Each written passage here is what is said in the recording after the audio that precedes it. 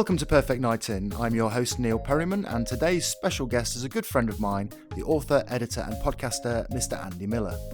Andy's books include The Year of Reading Dangerously, How 50 Great Books Saved My Life, which is brilliant frankly, and he's also the co-host of Backlisted, the podcast that gives life to old books. But there's a lot more to Andy than just old books. He loves old TV as well, and he's given me the postcode of a secret address where I've been told to go and meet him. So let's do that, shall we? Hello, Andy. Hello, Neil. Thank you so much for agreeing to share your perfect night in with us. Can you explain to us where your perfect night in takes place? Yes, I can. So we're watching telly, probably quite a futuristic telly, and we are in the revolving restaurant of the Post Office Tower. But not as it was in the 1960s, as it is right now, derelicts. So we're sitting on like some boxes, and we've smuggled a telly up here and a hard drive, and we're looking out over London. And we're dreaming of the past. Fittingly, we're in an environment that was splendid in the 1960s, but is perhaps seen better days. That seems to be the link between many of these programmes, so it seems appropriate. Okay, Andy, it's 6:30 p.m. Let's get your perfect night in started.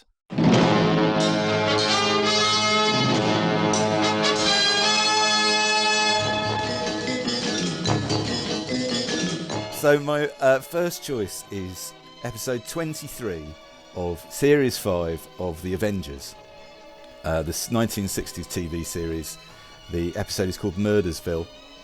This is the series that was the second series that Diana Rigg made, and it's the one that's in colour. I was born in 1968, so this was first broadcast the year before I was born. And when I was growing up, The Avengers wasn't on TV. And I thought of the Avengers as being the Marvel Avengers, the Marvel comic. But I'd heard about this series, The Avengers, and it sounded good. And my dad used to watch films and things and say, oh, this is a bit like the Avengers. And when I asked him once, what was the Avengers? What was it? And he said, okay, it was a programme where a man in a bowler hat and a woman, and the woman would change, would investigate, say, a restaurant or a school or an educational establishment for nannies, and then it would turn out that it was a front for spies. And that's it. He was right. That's the plot of every episode of The Avengers in all 7 seasons. So what is it about this particular episode that appeals to you, Andy? Well, I think this is the best episode of the best series of The Avengers. I really love the programme because it is that perfect 60s combination of pop and colour and style over substance, where the style becomes the substance of the thing itself. And so in this episode, Murdersville, with due respect to my late father, he's quite right. In this instance, the front for spies is a whole village. And the village is like a traditional English village with a village green and a pub and a manor house and a squire and all that thing, except everyone who's there is a murderer. The whole village has one man. They all connived at murder. Dr. Haynes swore the victim had died of a heart attack, and the murderer had as many witnesses as he needed to prove it. He bought an entire community. The perfect crime. But since then... Well, then the seeds were sown, weren't they? Mm. $1 million divided wasn't enough. The people had tasted money. They became greedier, so they held another meeting. And agreed to offer the same service to others. For a fat fee, you can lure your enemy to this village and then kill him at will and get away with it. It does that brilliant thing of what happens in it matters, but simultaneously it doesn't matter at all. It's like a comic strip or a cartoon. It also has Patrick Macnee at his most stylish and Diana Rigg at her most glamorous. It's sort of the best looking TV programme ever made. Except maybe The Prisoner. I didn't choose The Prisoner, but I could have chosen The Prisoner. There's quite a few 1960s programmes in my perfect night in. But there are also things that I remember watching in the 80s as a teenager. And I think if you are in your 40s or early 50s, that was a really brilliant time, TV in the 80s.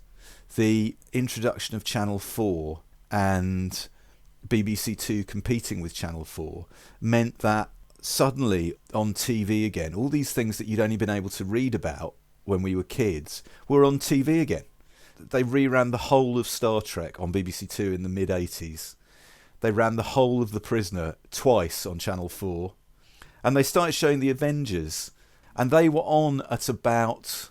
I seem to remember The Avengers was on at about 6 o'clock or 7 o'clock or something. So you could come in from school and do your homework and have your tea and then see these beautifully written and designed and acted little one-act plays, 3/4 of an hour, 50 minutes. I think it's made on 35mm and it's made for sale to the States because there's loads of American money in it. And it's basically has the crew that would have been working in British cinema at the same time as well. So the production standards on it are incredibly high. You could watch it in the 80s, and as you can watch it now, I think, and part of its charm is nostalgia, but part of it is it still really works as a piece of filmmaking or TV. And I hope that all the things that I've programmed on this Perfect Night In do the same. I'm aware that there is quite a lot of nostalgic viewing going on with these things, but at the same time there's a kind of classicism to it as well. And it's not like I don't think that classicism exists anymore, because clearly it does. I was thinking earlier, oh God, why didn't I put Deadwood in here?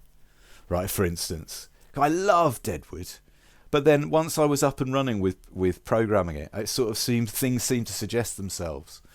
I guess what I'm trying to say is a lot of these programs, and The Avengers is one, its timelessness beats any kind of nostalgic appeal, although the nostalgic appeal is still part of it. Not only are we going to be late for this party, but the ambassador is going to take it as a personal affront.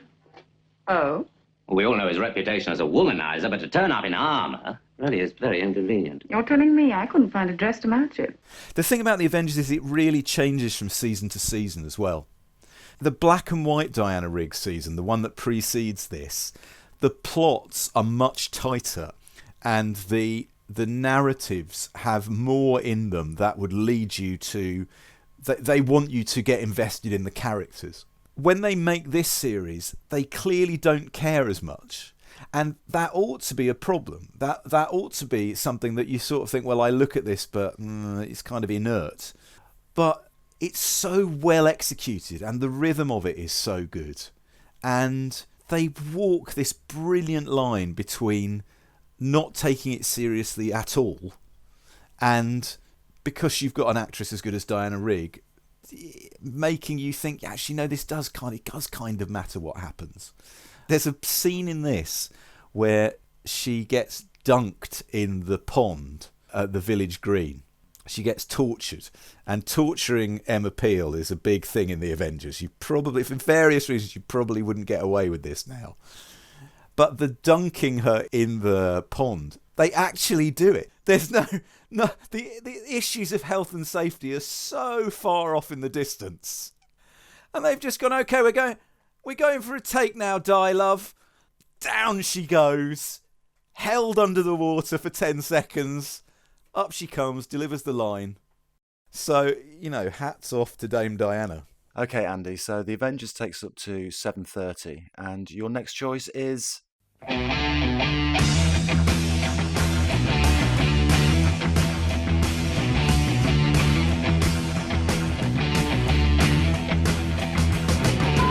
Yeah, so I've done a very obvious thing, it being 7:30, and I've chosen Top of the Pops. I've chosen Top of the Pops for two reasons. The first is nostalgia for Top of the Pops. And the second is nostalgia for the repeats of Top of the Pops on BBC 4. Because already we're on Top of the Pops 1987 now, and I'm already pining for the glory days of Top of the Pops 1979. I'm just not enjoying it anymore. And one of the reasons is because I was 18 or 19 in 1987. And in some ways, I'm kind of the same listener then that I am now. Not in every way, but clearly in some ways. And so I can remember the records really clearly. And my feelings about the records are often, though not always, kind of stuck in 1987. I've been watching the last few episodes and feeling as I did then, you're just sort of hanging around waiting for the Smiths to come on. Except now we're not even allowed to like the Smiths anymore because of the disappointing actions of the lunatic Morrissey. The whole thing has become really... I mean, you remember because we've known one another a long time. My childlike joy when I joined Twitter of tweeting along with Top of the Pops, always losing 3 or 4 bookish followers every time I did it, because they couldn't cope with it. They'd signed up for a man talking about George Eliot. Suddenly they were having to deal with a lunatic spewing venom about Boy George. No, not Boy George. Shame. And that was so much fun.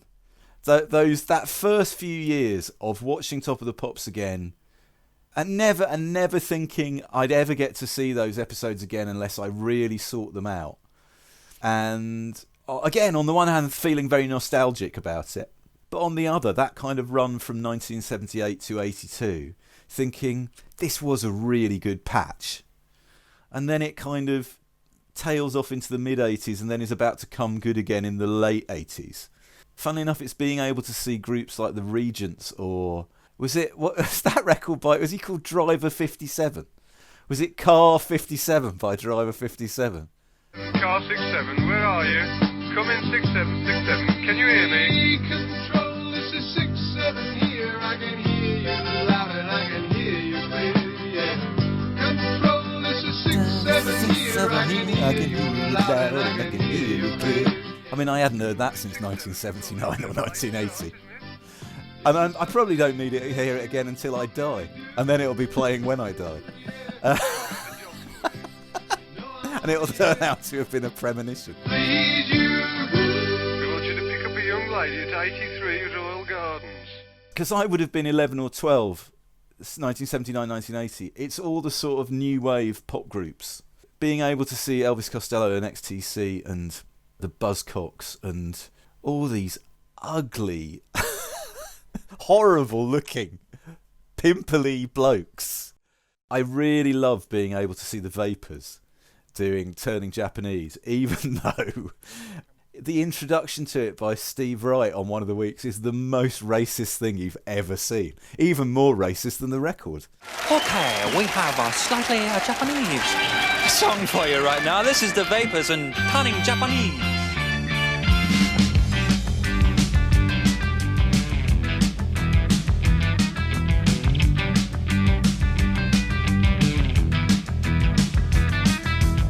And then a few weeks ago in Margate, I went to see the Vapors playing a live gig. Do you know what the connection is between the Vapors and Doctor Who? There's a connection? There certainly is, and it's not the talons of Weng Chiang. Thank God for that. Go on then, what is the connection? Okay, so the Vapors guitar player, and if you go and see them, he's still their guitar player. It is Ed Bazalgette. Doctor Who director Ed Bazalgette is the lead guitarist of the Vapors. He was in the 80s and he still is. They split up in 1983 and they got back together about 2 years ago. Their first album, Nuclear Days, which is the one with Turning Japanese on it, that's one of the first records I ever bought with my own money. I bought it from Boots in the Whitgift Centre in Croydon. And you know what it's like when you're 11 or 12, you haven't got many records. And the ones you have got, you tend to be note perfect in or word perfect in forever. And I went to see the Vapors and I was really acutely aware that I knew all the words to the songs better than the members of the Vapors. I was sort of, doing the pogo up and down at the front, yelling the lyrics at them to try and help them along.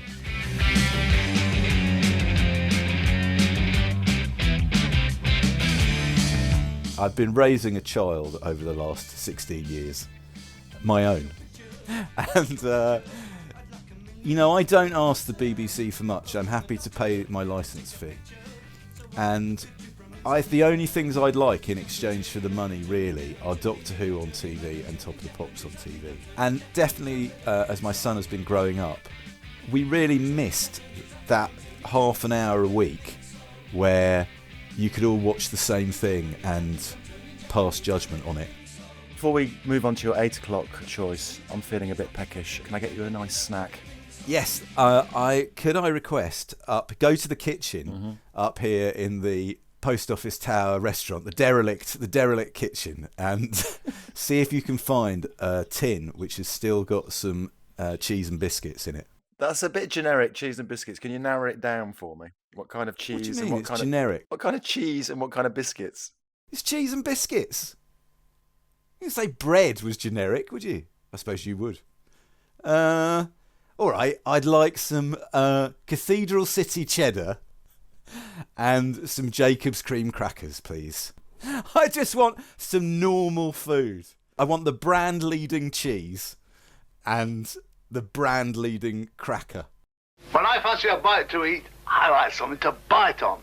Sometimes I find bread too soft and doughy. That's why I keep the Jacob's cream crackers handy. Jacob's cream crackers are baked just right. They're crisp, they're light, and they're crackers. So if you like a crack with your snack, get Jacob's cream crackers and keep them by the bread bin. If I'm not back in 15 minutes, send out a search party. In the meantime, I'm going to leave you to introduce your 8 o'clock choice, which is...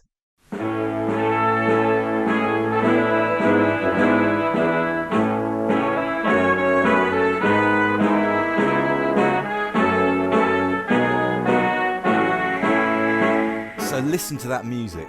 Do you know who wrote that music? It's Michael, the actual Michael Nyman. Did a very Michael Nyman sounding like arrangement of whatever military march that is as the theme music for Fairly Secret Army by David Nobbs. David Nobbs was a great hero of mine as a writer. He wrote the books and, of course, the scripts of The Fall and Rise of Reginald Perrin. And I could have chosen that. I could have chosen A Bit of Ado. The novels are brilliant. That was on TV in the 80s as well with David Jason. But I went for Fairly Secret Army because it's never come out on VHS. It's never come out on DVD. It was on Channel 4 in the early days of Channel 4 again. And someone has put the whole thing up on YouTube. Thank God. All 13 episodes of it. And I hadn't seen it for years. I mean, really, I hadn't seen it for 30 years. And I'm not even sure if it stands up in some ways. But then the things that might not stand up about it might indeed have been the things why it was considered quite marginal even in the 80s. And yet at the same time, it's really got something. It's almost shot against the grain for a sitcom. It's got no laughter track. It's all done on 16mm, isn't it? It's all on location. It's shot as though it were a fly-on-the-wall documentary. Not in the Office kind of way, but in a kind of much more laid-back early 80s documentary style.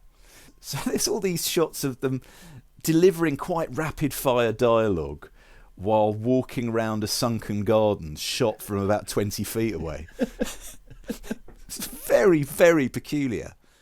Join me, Curly. Well, how can the two of us work together? You've just said I'm a selfish bastard, and I think you're a pompous, prickish prat. Precisely. Friendship turns to betrayal. Love withers into indifference.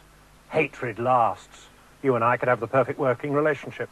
And also, it's got Geoffrey Palmer playing Jimmy from the Reggie Perrin series. Only they can't call him Jimmy because the copyright was tied up with Reggie Perrin. And also, Truscott in Fairly Secret Army is something more. He's a bit less lovable than Jimmy is in Reggie Perrin. The character, as you will recall, has this sort of incredibly amusing, military, clipped way of speaking. You know, tricky chap, Johnny sitcom. You know, it's all that kind of thing. And the series was script edited by John Cleese. And David Nobbs subsequently said he thinks John Cleese was a terrible script editor for it because John Cleese found it too funny. so would just wave everything through, going, "This is brilliant, David. We don't need to change a word of this." And it's about a man who, on the brink of suicide in suburban Surrey, decides that he won't kill himself, but he will instead found a right-wing secret army while using a health food shop as a front. In episode 3 or 4, there's a cameo appearance by Colin Jeavons as a health inspector who looks like Hitler, which the other day when I was watching it made me cry and cry with laughter. The whole scene did. And what I found with watching Fairly Secret Army is bits of it don't work, but the bits that do, certainly once they're into the second or third episode, the intensity of the dialogue is fantastic. This is Mr. Sitwell, planning officer, examining property regards giving us planning permission for our health food shop. Yes, well, sounds just the job for me. Wholemeal bread, free-range eggs, nuts, lentils, rices, spices, ices. That whole thing's my bag of beans. So, well, Mr. Truscott, I can find no reason not to recommend that planning permission be given. Good. Top hole. Thanks very much, Mr. Hitler. How did it feel watching it here in the future? I just kept thinking if he was still alive, he would be probably fronting UKIP, wouldn't he, or an extreme military branch of UKIP. Yeah, I think you're exactly right. That is the sadness of watching it. You know, what was considered a preposterous joke in 1984 now seems sort of depressingly plausible.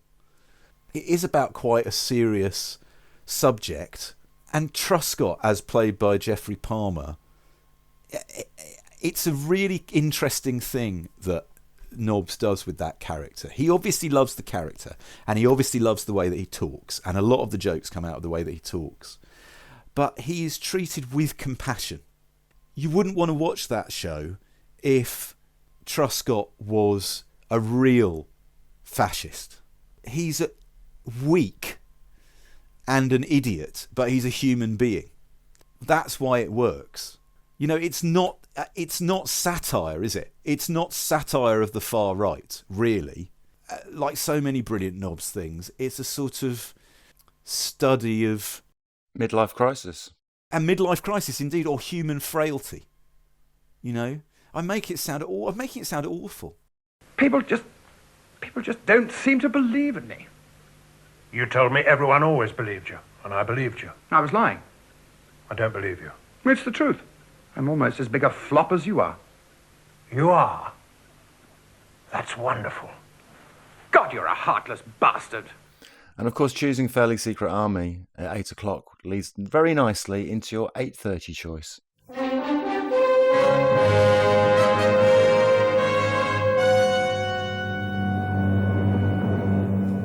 Well, I chose Secret Army after Fairly Secret Army. I didn't just choose it because of their names, though that was partly why. So Secret Army was a TV series that was on in the 1970s, the late 70s, on BBC One on Saturday nights. It was about the resistance during the Second World War in Belgium, and it was incredibly successful and popular in its era, and I think is the most unfairly neglected archive TV programme going. There are clearly shows that are more obscure, and there are clearly brilliant shows that either didn't get credit at the time or aren't getting credit now. I'm not disputing that, but I feel there's no series like Secret Army which was so important and successful on broadcast, which has vanished so completely from popular culture or the popular consciousness. Why is that, do you think? Well, partly it's of course down to Allo Allo. So Allo Allo is modelled so closely on Secret Army as to be unkind.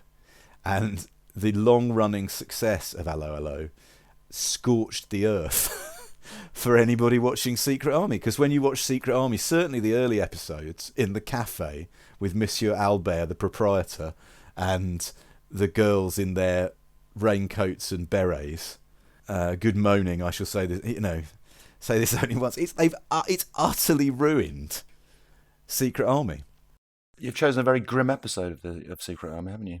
Well, yeah. So I've chosen the episode Ring of Roses, and forgive me if it sounds like I'm making this up, but in the episode Ring of Roses, some airmen crash from a flight from where is it?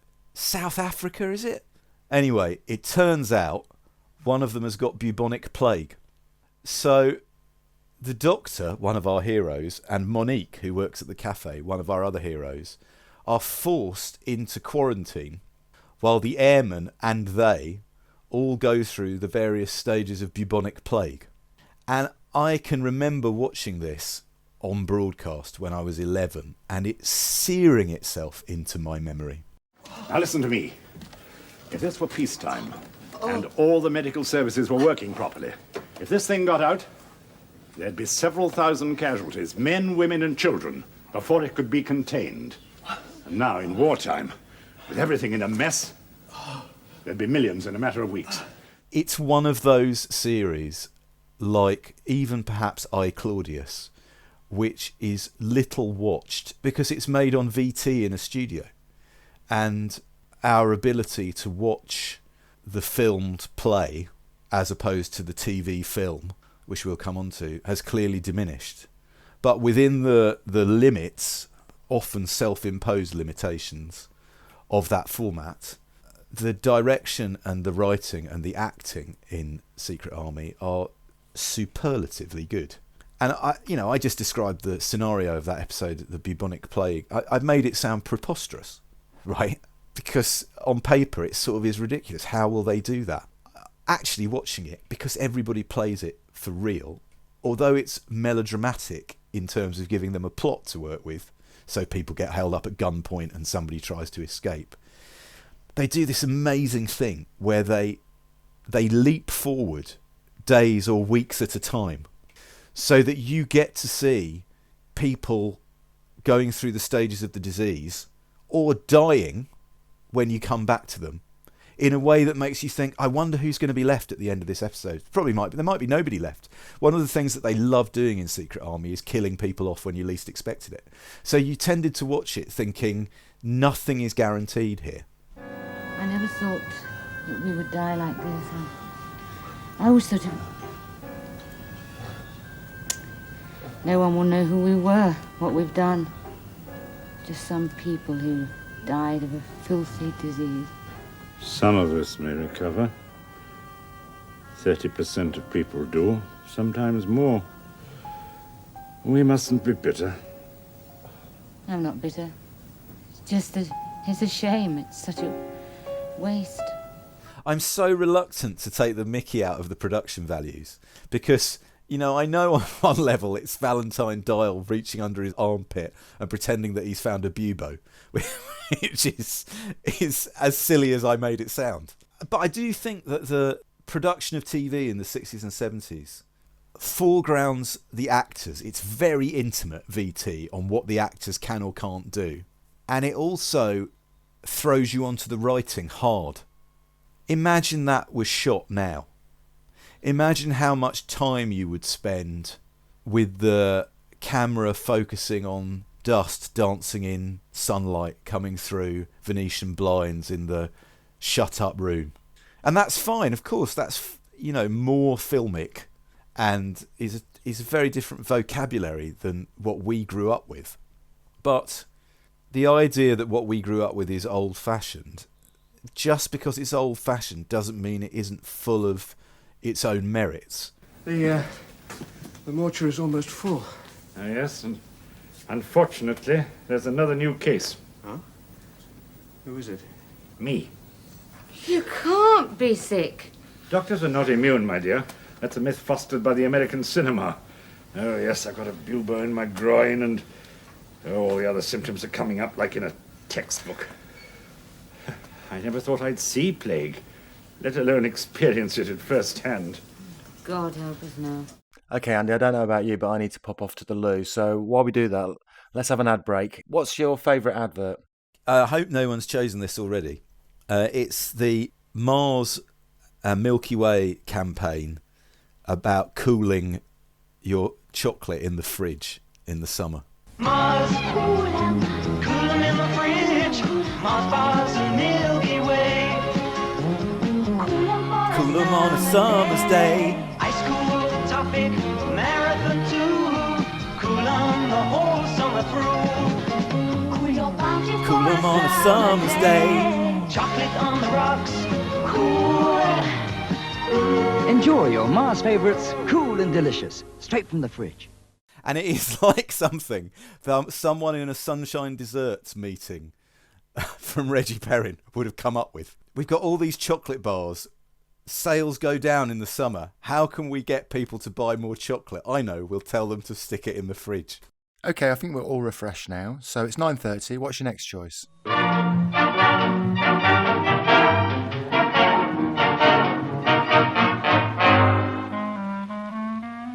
It's a film called An Englishman Abroad, written by Alan Bennett, directed by John Schlesinger, starring Alan Bates as the British spy, Guy Burgess, and Coral Brown, the actress, starring as herself.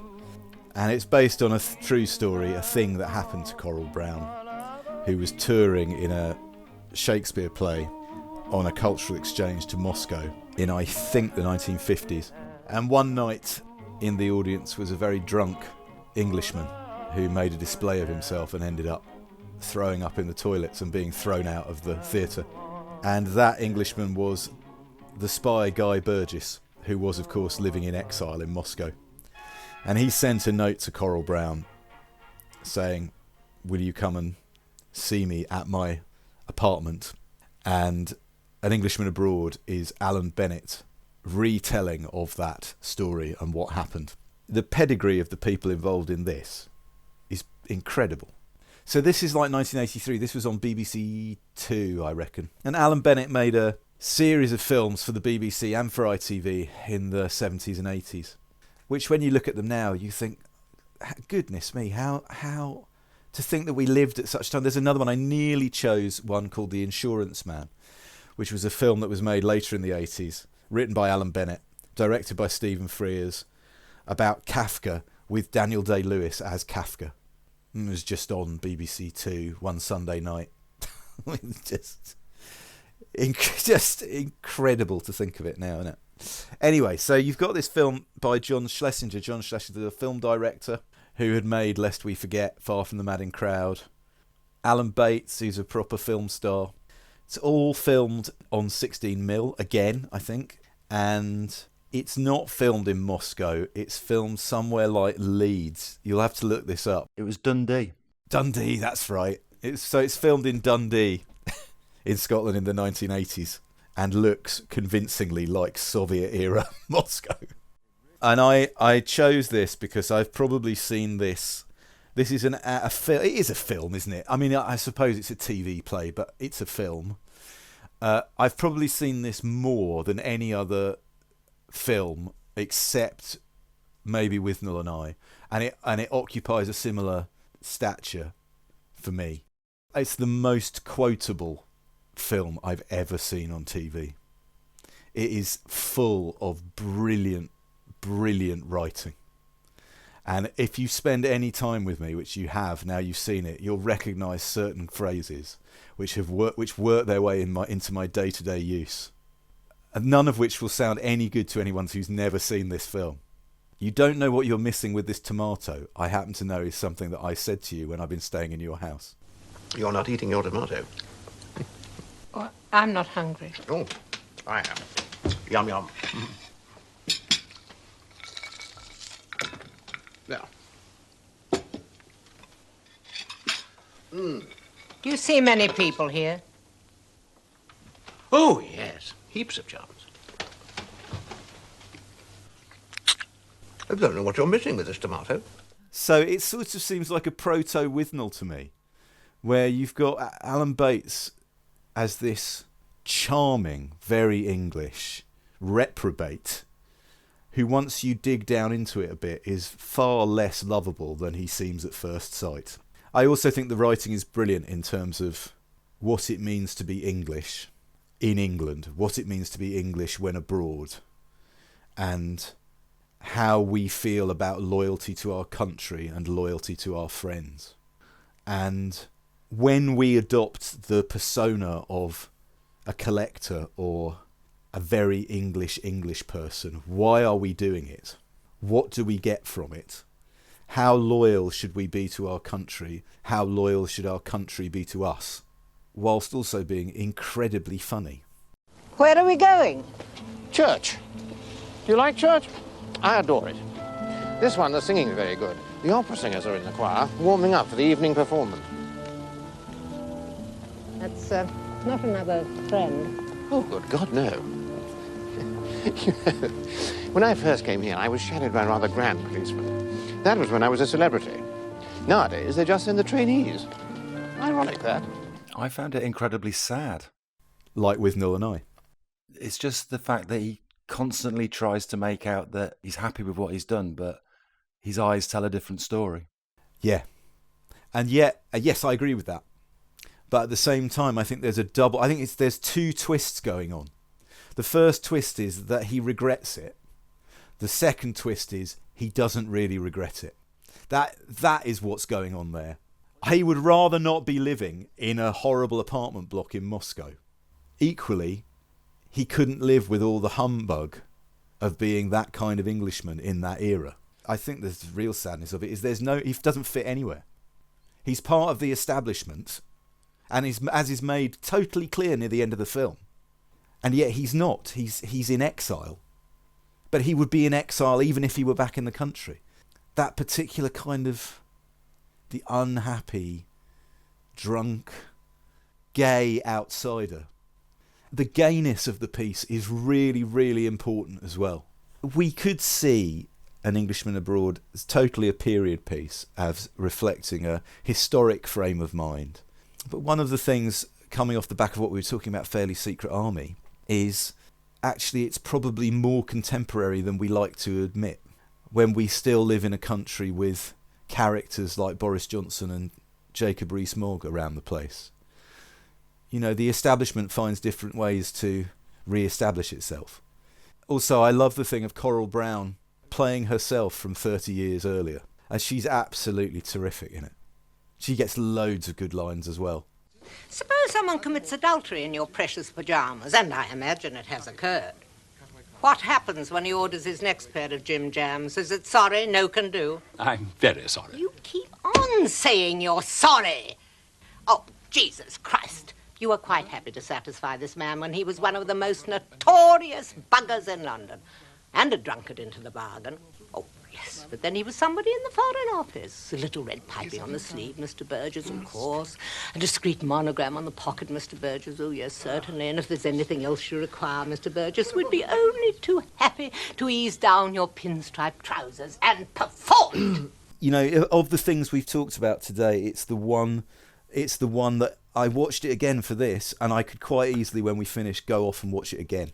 I could just happily sit up here at the top of the post office tower amidst the crumbs of cheese and biscuits, just watching An Englishman Abroad over and over again. Well, Andy, you're not going to watch it now because we've got something else for you at 10:30. You don't know what you're missing with these cheese and biscuits.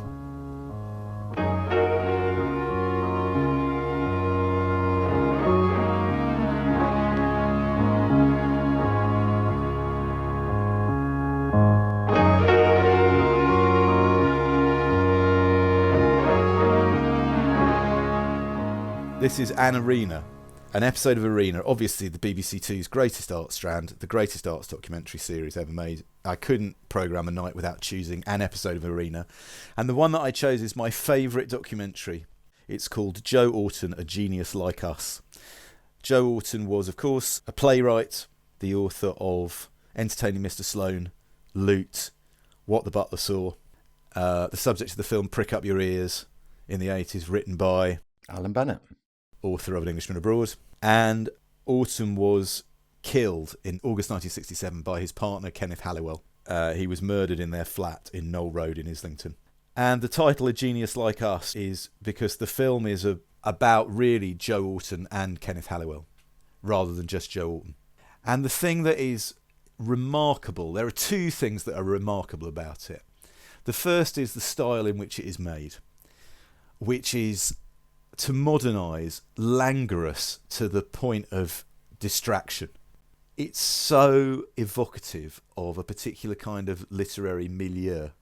There isn't actually much archive footage in it at all of Orton, and there is some footage of Orton, but mostly it is people recorded in the early 1980s reminiscing about Orton. That includes the Faber publisher Charles Monteith, who is the star of the whole piece. Should I talk about the meals? And his little chum goes, "Oh yes, tell them about the meals." And he says, They entertained us, and it was one of the most bizarre and terrible meals I've ever eaten, because to save their money, to make their lump of savings last as long as possible, they used to live mostly on rice and fish, and some golden syrup, which they thought was very nourishing. The whole thing cost very little, so we had a meal consisting mainly of rice, fish, and golden syrup. Well, the first course was rice and sardines, and the second course was differently cooked rice with golden syrup. Golden syrup, that's right. And also his sister, Joe's sister, Leonie Orton, is on. Now, Leonie is still alive, and she published a book a couple of years ago with the brilliant title, I Had It In Me. Which is, prick up your ears and all that, is entirely in keeping with her brother's work. But seeing her filmed in, I assume, say 1981, only 14 years after Orton was killed, I get goosebumps watching it because she looks like him. And she was younger than him, so she's probably only 6 or 7 years older than Orton was when he died. There's also that brilliant stuff about Orton and Halliwell being sent to prison for defacing library books. That's the sort of thing that shocked quite a number of our readers, the elderly, more ladylike ones. I must say that I and many of my colleagues almost looked forward to seeing these. They were amusing to us, but at the same time, of course, this was an attack on our books. Our book stock, of which we were very proud, was being attacked by predators. It has these filmed inserts where they stage some of the plays because they didn't have film footage they could use. They're talking to people who had Orton and Halliwell in living memory. So it's as much those things as it is that it's about a writer that I like. But it's also that kind of... It's 50 years ago, just over 50 years ago. I walk down Knoll Road every time I go to record an episode of Backlisted. And, Knoll Road is also where Douglas Adams lived in the late 70s, early 80s, I think. And only millionaires live in Knoll Road now. I very much wanted to come down Knoll Road just to get a sense of the world that Orton and Halliwell lived and wrote about, a world of no circumstances. And I remember walking in the door, the smell of ammonia on the linoleum, the wallpaper which was peeling, and it was a rather dilapidated, sad feeling one got. I'm really drawn to this, to a kind of compassionate treatment of these people. And it's not because I want to see the lighter side of it. It's the acknowledgement of them as, they're human beings. Like you and me are human beings of a sort. It just blew me away. It's so brilliant. And so slow. And so grotty. It's filmed on 16mm at about February or something, isn't it? John Lahr wandering around in a coat looking cold. In the sheds at the back there, Orton and Halliwell had kept their bikes where they used to take sorties out and around London to look at the architecture to go up to Hampstead Heath. When I got to the top floor, I didn't want to go in because the house was reoccupied and had been redecorated. And I had a very strong feeling about that room. There was a really good film about Orton comparatively recently. But it's got that horrible contemporary style of documentary where they interview 4 times as many people and allow them to say a quarter of what they say in the arena film. They just don't let people talk. And when they do talk, they just confirm what you already know. They cut to, Kenneth Cranham saying, I knew Joe and he was a playwright. Cut. Don't stick around. They'll switch over. They used to let us into their lives. Kenneth had once showed us a double-page spread in a colour supplement, which was all pills, all those plastic-coated sort of like bombs, all in rows, and he showed us all the ones that he had. I don't know about you, but I could do with a drink. What do you fancy? Well, in reality, I would have fallen asleep long ago because we've stayed up quite late and we've watched quite an intense range of things about people being drunk and miserable. And we're sitting in the derelict restaurant of the post office tower. So we better have some booze, really. What can I get you? I'll have a whiskey and Coke, because we're about to watch some 60s pop. Any particular brand? Coca-Cola. Whiskey, you fool. I'm about to douse it in Coca-Cola. It really doesn't matter. I can do anything that life will permit. You can be how it feels. Share my Coke. Coca-Cola is it. Coca-Cola is it. Oh, that reminds me. What's your favourite flavour of Monster Munch? Well, I was going to say sizzling bacon. Well, I don't think they do sizzling bacon anymore, did they? Anyway, then I was looking at the lineup of programmes for this Perfect Night In, and I realised that I had not represented the thing you would expect me to put in, Neil, which is something French.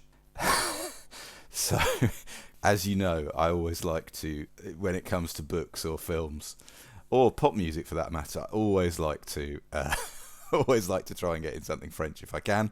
So I looked it up and I realised that in France, a company called Intersnack produced their own brand of Monster Munch, which I suppose must be called Monster Munch. And their range of flavours still includes ready salted, ham and cheese, barbecue, ketchup, and cream cheese. So, in answer to your question, I would like a bag of cream cheese Monster Munch. And while we do that, you're going to introduce your next programme, which infuriatingly doesn't exist anymore.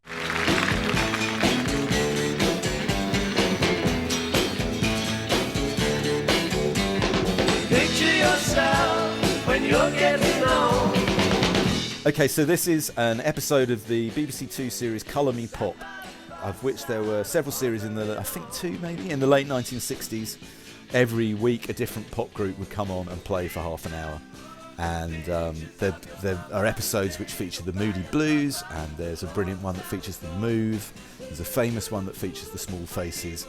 And those episodes all still exist, I think. But I've chosen one that doesn't exist, by the Kinks. This is from July the 22nd, 1968. And one of my books is about the Kinks album, The Kinks of the Village Green Preservation Society, which is my favourite record. Managed to write 33,000 words about it, could probably write more.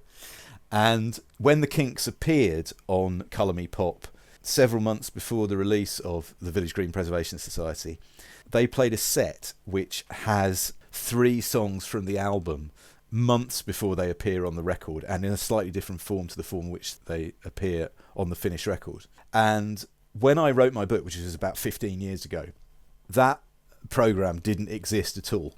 It had been wiped many, many years ago. But since I wrote the book, 2 things have happened. The first thing is somebody found an off-air recording of the whole programme, an audio recording. But unlike some of the really brilliant Doctor Who recordings, it wasn't done by an electronics enthusiast soldering wires into the back of the TV. It was done on a reel-to-reel in somebody's living room with a dog barking in the background. But that hasn't prevented Universal Music releasing it on CD.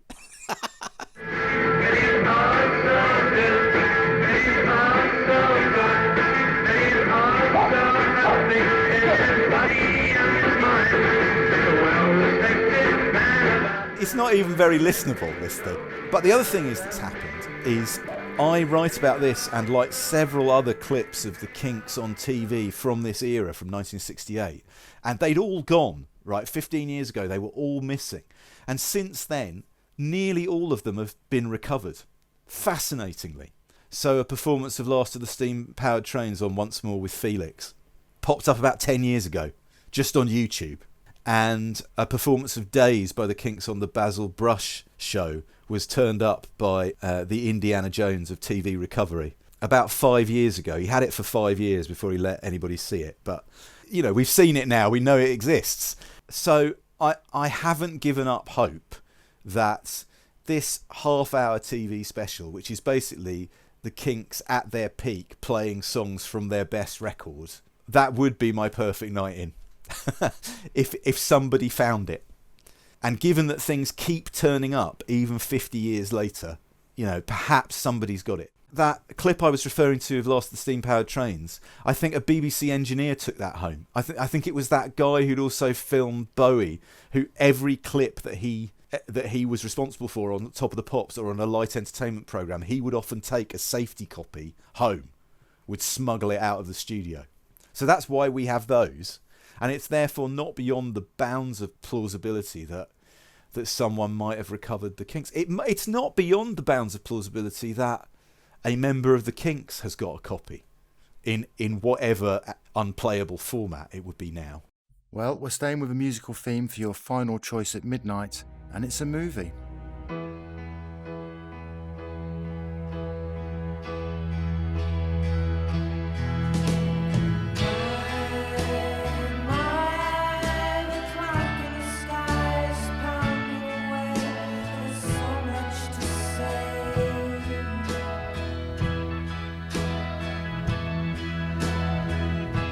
Okay, let's not beat around the bush. This is the greatest film ever made.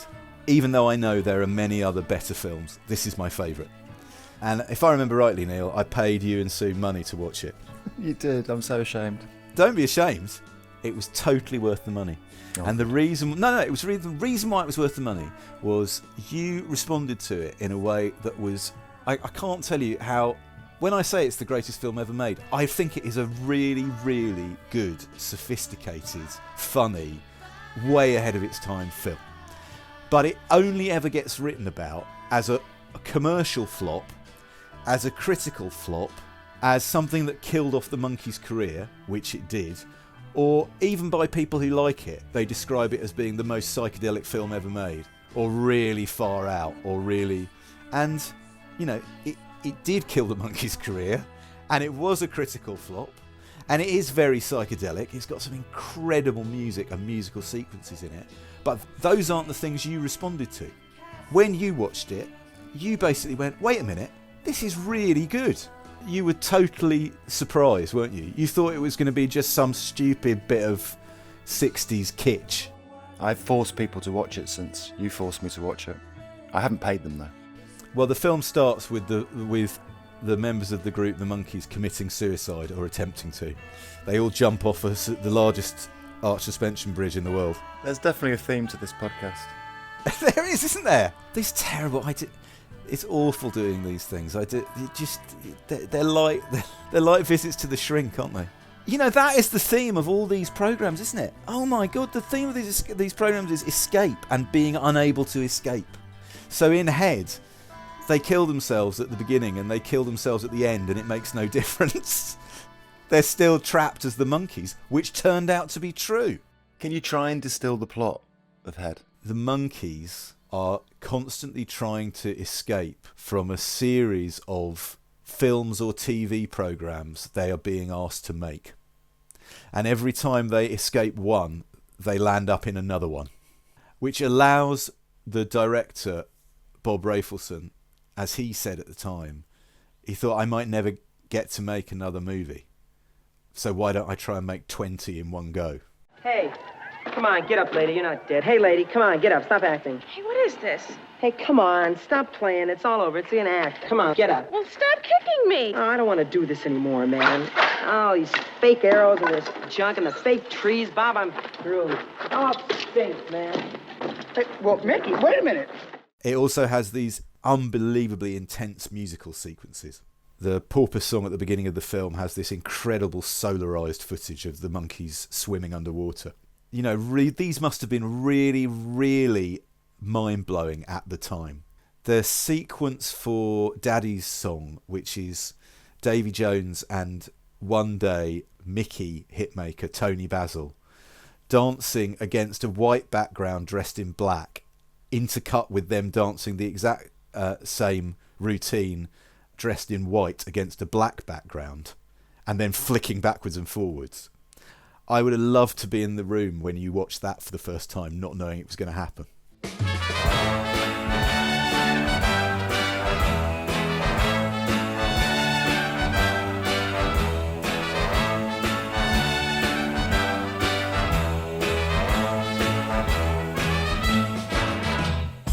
It's about a band breaking up, isn't it? But it's also a film about a band breaking up And then in turn, it's a film about a band breaking up. They're always ending up in a box. They're always ending up in a fish tank or a backstage holding area or the inside of a vacuum cleaner, right? They're always being trapped, and they try to get out through violence, and they try to get out through Eastern philosophy, and they try to get out through music, and every time they just end up in a different box. But then, why should I speak, since I know nothing? Nothing? You know nothing? That's right. You mean to tell me we've been sitting here listening to you and you know nothing? Well, take it easy, Dad. Easy? What do you mean, take it easy? Now, we're stuck in a room. We're stuck in this big black box. Now, you're telling me to take it easy, and he's saying he don't know nothing. Now, what is this? Don't you see, David? It doesn't matter whether we're in the box or not. It's not important, huh? Well, let me tell you something. It's important to me. I'll show you how to get out of this box. You want to get out of this box? This is how you get out. It got really criticised when it came out for being pseudo-intellectual. And it probably is pseudo-intellectual, but it's also intellectual. You know, if you look at the films that, say, Freddie and the Dreamers were making at this time, they aren't like Head. There's no attempt to engage with Marshall McLuhan in Every Day's a Holiday, starring Freddie and the Dreamers. You can see why people were so angry about it, because, you know, the Monkees had copped a lot of flack for not being a real group, for not playing on their own records, though they played on their records as much as, say, the members of the Byrds did. But that's almost irrelevant. It's the idea of a manufactured image, a manufactured pop group, from a group who had sold more records in 1967 than the Beatles did. People were not tremendously happy about being confronted with the idea that they had been manipulated, which is totally understandable. I just can, the more I think about the film, and I've seen it many, many times, the less plausible it is that it got made. And yet I think it has soul in a way that something more authentic or supposedly authentic from the era doesn't. You know, if you put it up against the film of Woodstock, which is the more artificial construction? Probably the film of Woodstock is. You know, even though it's capturing quote unquote real moments. Don't listen to them, Peter. They're wise guys, punks. All they want to do is hurt people and abuse them. How do you feel now? Oh, come see, come saw. All right, that's enough. No, cut it. Print it, please. Good hit. All right, that should be it. Okay. Yeah. I think we're on another set. Hey, Bob, that's not right, man. Well, you know, about hitting a girl. Over Hey, Ace, was that all right, man? Does that look good? I thought it looked great. Yeah, but about hitting a woman and everything. Man, it's about the image and everything. It's not right. No. Peter, I hate to interrupt. Yeah, I know it's for your niece. It's quite all right. Can you imagine One Direction making a film like this? This is what I always think. You know, I applaud the longevity of Boyzone, but that longevity is because they never thought about making Head. And this is how Andy Miller's Perfect Night shapes up, starting at 6:30 with an episode of The Avengers, which sees Steed and Mrs. Peel fighting for self-preservation when they meet a murderous Village Green Society. This is followed at 7:30 by Top of the Pops, featuring live performances from Driver 67, The Regents, and the Vapors turning Japanese. The fairly secret army are still recruiting at 8 p.m, Tricky Things continuity announcements, and then it's the turn of the totally secret army, who this week have to fight Nazis and the bubonic plague at 8:30. At 9:30, Alan Bates stars as Guy Burgess in Alan Bennett's An Englishman Abroad, and this is followed at 10:30 by an edition of Arena, which explores the life and career of the playwright Joe Orton. At 11:30, there's an instalment of Colour Me Pop featuring The Kinks, which doesn't exist anymore, and then at midnight, Andy gives us Head, the movie that killed the Monkees. And that's Andy Miller's Perfect Night In. A helpline is available. I've got one last question for you, Andy, and that is, who would you choose to spend your perfect night in with, living or dead?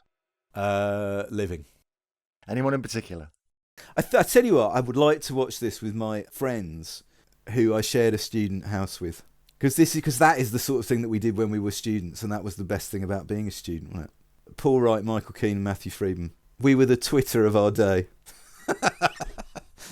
We were being disrespectful about things we actually loved.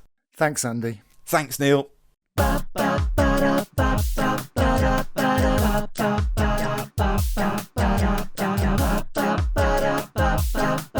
It's a perfect night in.